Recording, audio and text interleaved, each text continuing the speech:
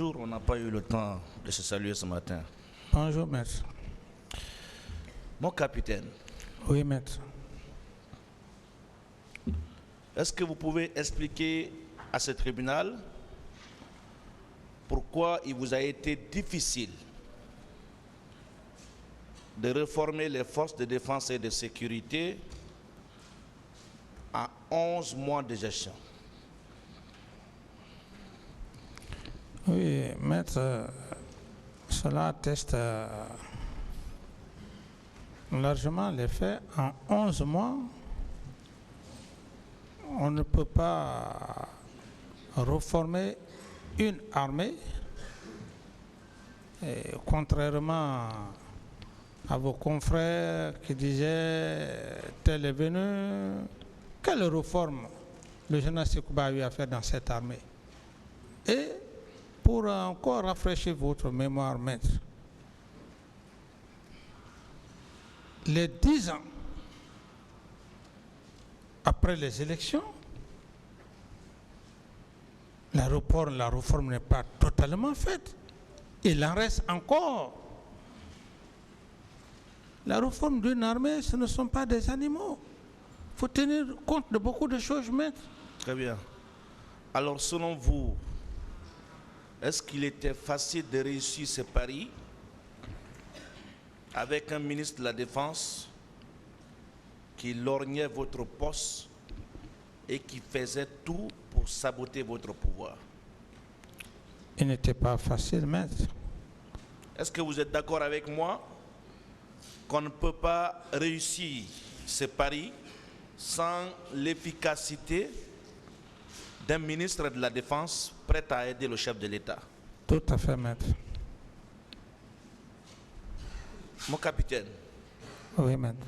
est-ce que vous pouvez me parler un peu de votre entourage sur la chaîne de commandement et même de votre gouvernement à l'époque des faits? Oui, maître, lorsque vous parlez de mon entourage, je dirais tout d'abord que, contrairement à ce que beaucoup imaginent, je suis devant un tribunal criminel et par sa grâce, tout le peuple de Guinée est en train de m'écouter. Par rapport à votre question, je prends d'abord le gouvernement, mon premier ministre. Je n'ai pas toute la liste. C'était M. Kabne Koumara. Ça, c'est dans le cadre civil.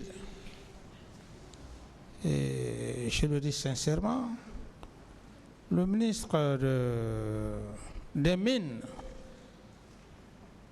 c'était M. Mamoudou Thiam.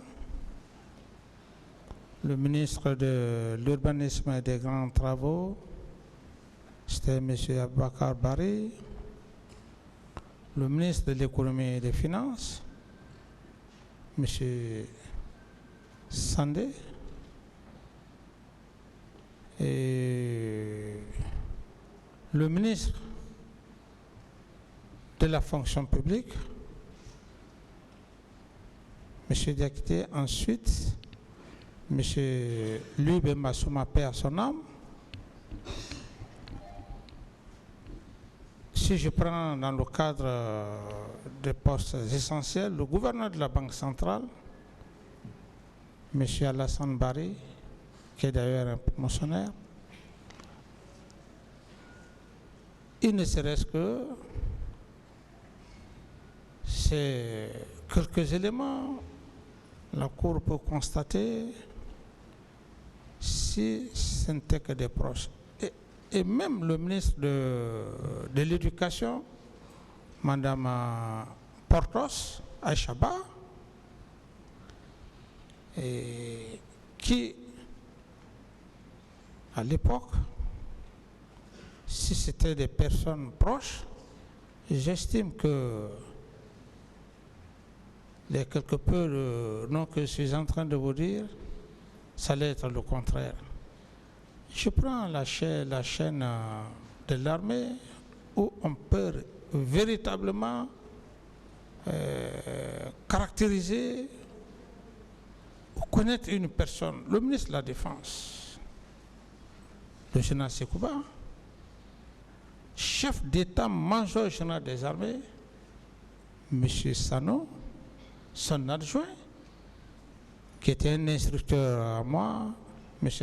Aboulaye Keita, qui est resté d'ailleurs au Cameroun lorsqu'il faisait son cours, l'école de guerre, je l'ai nommé, le chef d'état-major de l'armée de terre, le général Kaba, ça c'est le chef d'état-major particulier, la gendarmerie, M. Ibrahim Baldé, l'armée de l'air, M. Sano, M. Mara, et l'armée de mer, le général Alpha Ousmane Diallo. Alors, lorsque vous me posez cette question, il ne serait-ce que ça, quel proche? D'autres questions? Est-ce que dans ces conditions, on a besoin de croire en ceux qui vous traitaient ici de tous les noms d'oiseaux, en tout cas pour une expression que je ne vais pas prononcer par respect pour le tribunal et au peuple de Guinée? Oui, mais ça prouve à suffisance que, contrairement à ces idées, c'est le contraire. Très bien. Alors, on va parler du complot. Est-ce que vous maintenez encore à la barre de ce tribunal que la date du 28 septembre 2009, retenue pour la manifestation, a été effectivement proposée par M. Alpha Condé au leader politique des forces vives au cours d'une réunion? Et je maintiens et je confirme devant le tribunal. Est-ce que vous ne trouvez pas curieux que M. Alpha Condé, qui a proposé cette date, quitte curieusement Conakry la veille sans informer ses amis leaders? Oui, maître. N'est-ce pas la preuve qu'il savait ce qui allait se produire au stade et les jours suivants? Tout à fait. N'est-ce pas la preuve qu'il était au cœur de ce complot? N'est-ce pas? Tout à fait, maître. Mon capitaine, est-ce que vous pouvez très rapidement, très succinctement, décrire les conditions dans lesquelles les accords de Ouaga ont été signés?